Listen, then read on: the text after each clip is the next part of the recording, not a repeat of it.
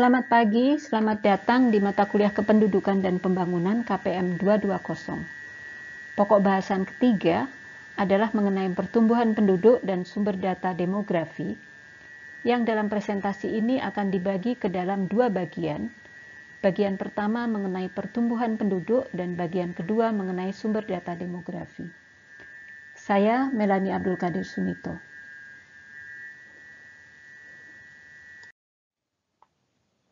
Tiga dari 4 subpokok bahasan akan dibahas pada bagian ini, yaitu mengenai pertumbuhan penduduk dunia, pertumbuhan penduduk Jawa dan Indonesia, serta analisis laju pertumbuhan penduduk.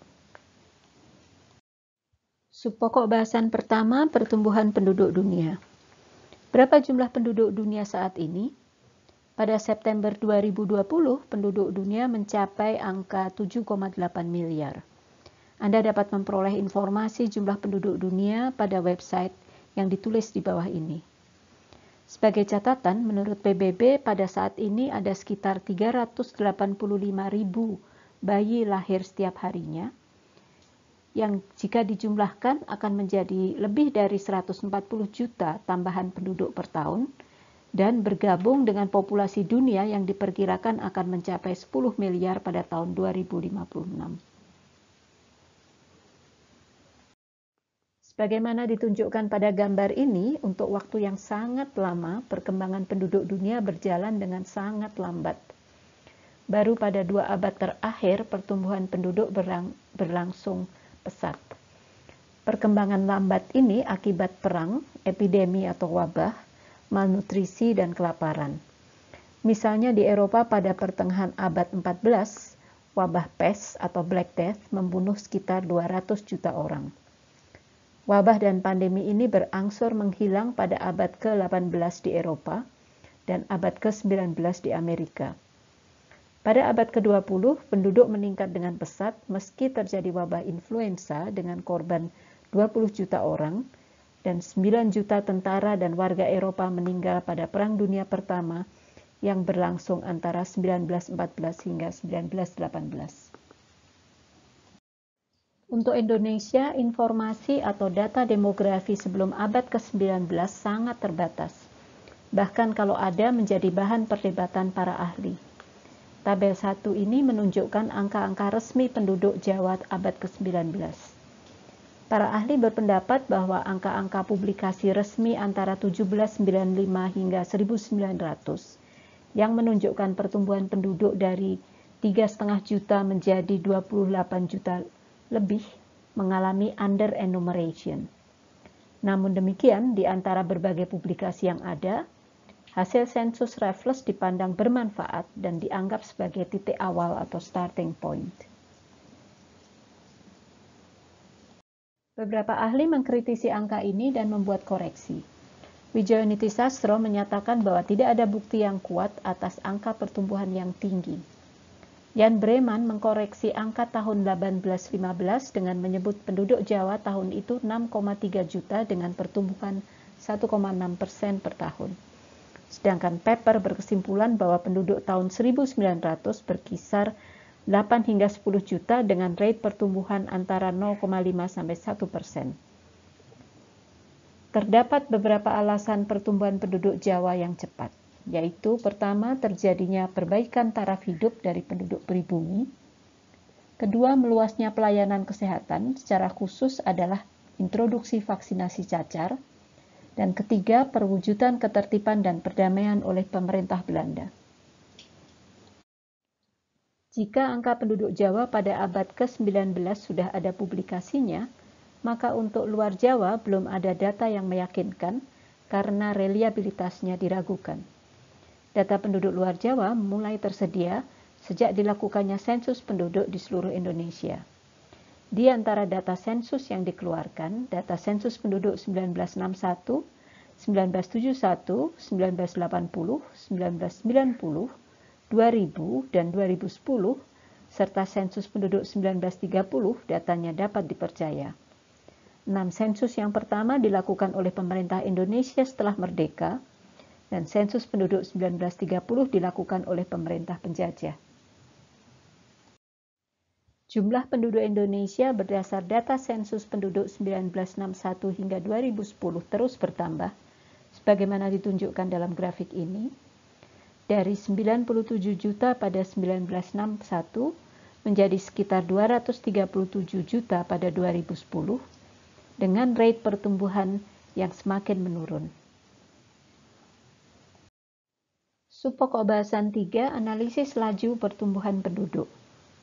Untuk mengukur pertumbuhan penduduk suatu wilayah pada periode waktu tertentu digunakan rate atau laju atau angka pertumbuhan penduduk per tahun per wilayah tertentu, bisa dunia, benua, negara maju atau negara berkembang, regional, negara, provinsi, yang diukur dengan rate dalam persen per tahun per wilayah. Untuk menghitung berapa tahun yang dibutuhkan suatu wilayah untuk melipat dua berdasar laju pertumbuhan penduduknya, digunakan waktu melipat dua atau doubling time. Grafik ini menggambarkan pertumbuhan penduduk dunia antara 1750 hingga 2015 dan proyeksi hingga 2100. Ditunjukkan bahwa penduduk dunia terus bertambah. Rate pertambahan penduduk sudah mencapai puncaknya pada tahun 1980-an dengan angka 2,1% per tahun, dan kemudian turun dan diproyeksikan akan mencapai 0,1% per tahun pada tahun 2100. Selanjutnya pada grafik ini ditunjukkan lama waktu yang dibutuhkan penduduk dunia untuk melipat dua pada abad 16 hingga 21. Lamanya sesuai dengan rate pertumbuhan penduduknya. Jadi berapa lama waktu dibutuhkan oleh penduduk dunia untuk setiap kali bertambah sebanyak 1 miliar orang?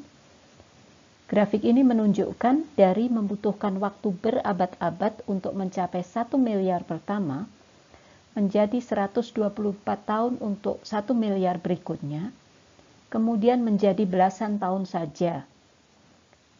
Dengan penurunan rate pertumbuhan penduduk menjadi 0,1%, maka tambahan 1 miliar dari 10 miliar ke 11 miliar diharapkan akan memerlukan waktu lebih panjang, sekitar 32 tahun.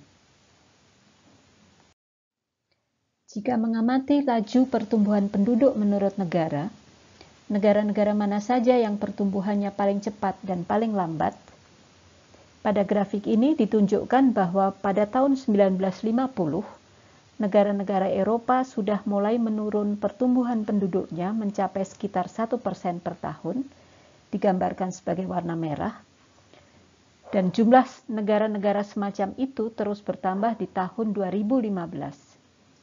Negara dengan pertumbuhan penduduk cepat ditunjukkan dengan warna biru tua di tahun 1950, terutama terjadi di negara-negara Amerika Latin, sedangkan pada tahun 2015 masih terjadi di wilayah Afrika Utara. Pada grafik ini ditunjukkan bahwa negara-negara miskin dan termiskin atau sedang berkembang mempunyai angka pertumbuhan penduduk paling cepat, sedangkan negara-negara maju paling lambat. Negara maju ini adalah negara-negara di Eropa, Amerika Utara, Australia, New Zealand, dan Jepang.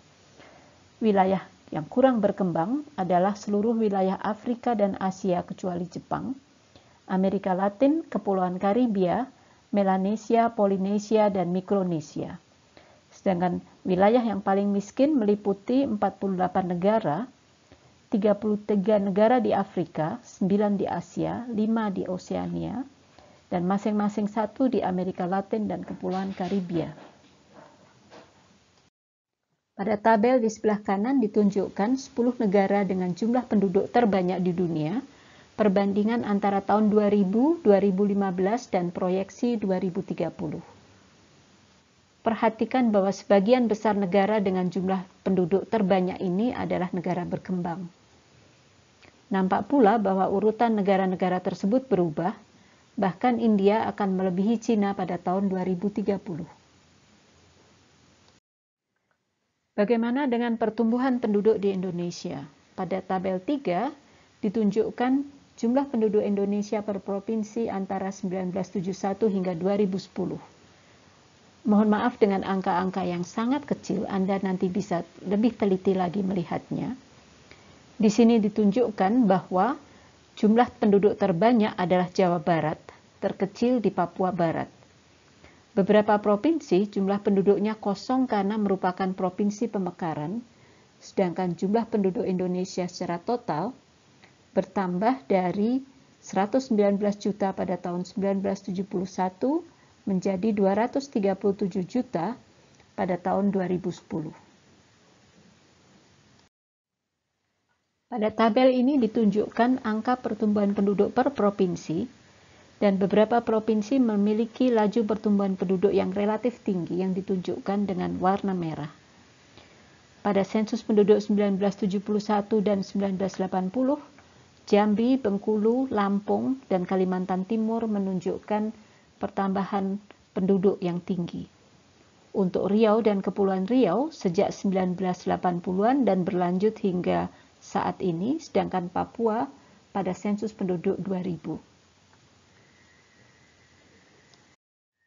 Pada proyeksi atau perkiraan pertambahan penduduk Indonesia tahun 2045 berdasarkan Survei Penduduk Antar Sensus atau SUPAS 2015, digambarkan berdasar dua skenario laju pertambahan penduduk, sebagaimana nampak pada tabel di sisi kanan.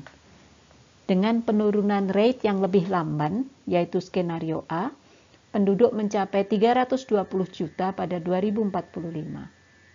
Tentu saja yang diharapkan terjadi adalah skenario B. Demikian penjelasan bagian pertama dari pokok bahasan ketiga. Penjelasan selanjutnya mengenai sumber data demografi akan dijelaskan di bagian kedua. Selamat pagi dan terima kasih.